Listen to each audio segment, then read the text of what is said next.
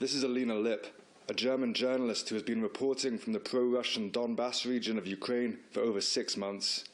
She recently received charges from the German legal system threatening her with 3 years in jail.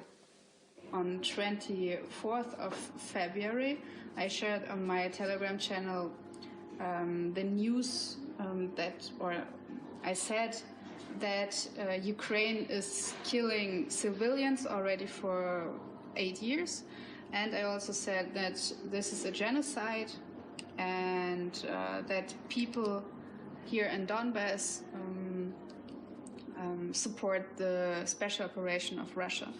And this is a criminal act for Germany.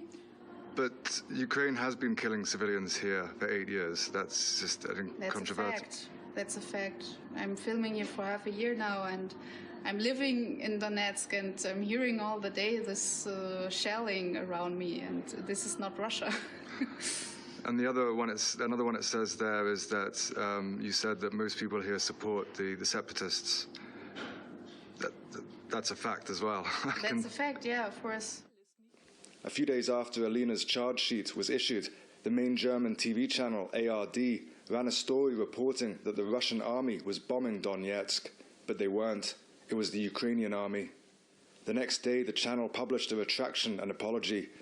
It's not clear how many people who saw the report also saw the retraction. The courts have also taken 1,600 euros out of Alina's bank account, money given to her by members of the public who are appreciative of her work. They also say that she is not allowed to defend herself at a hearing. Now, I've read the document, and the only conclusion I can draw from it is that either the German courts are trying to prosecute honest journalists, or that, frankly, they don't have even the most basic grasp of international politics. I'm not sure which one is more damaging to the credibility of the German legal system. They just want to put me in prison for 3 years, but not hear me out. I mean, what? It's unbelievable. And especially they open this case because I'm saying I'm sharing my opinion. So there's no free speech anymore in Germany. This is Luis Sevilla, an independent Spanish-Russian journalist who has been reporting on the suffering of the Donbass people at the hands of the Ukrainian army. At first, I received a lot of hate comments, hate in general. Then I received also harassment, and then from different people pursued me.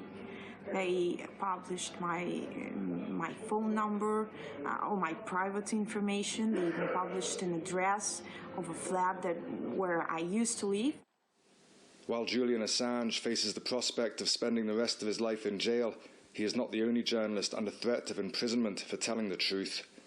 Alina, like many other independent journalists, have been deplatformed from some social media outlets and has had her PayPal account suspended.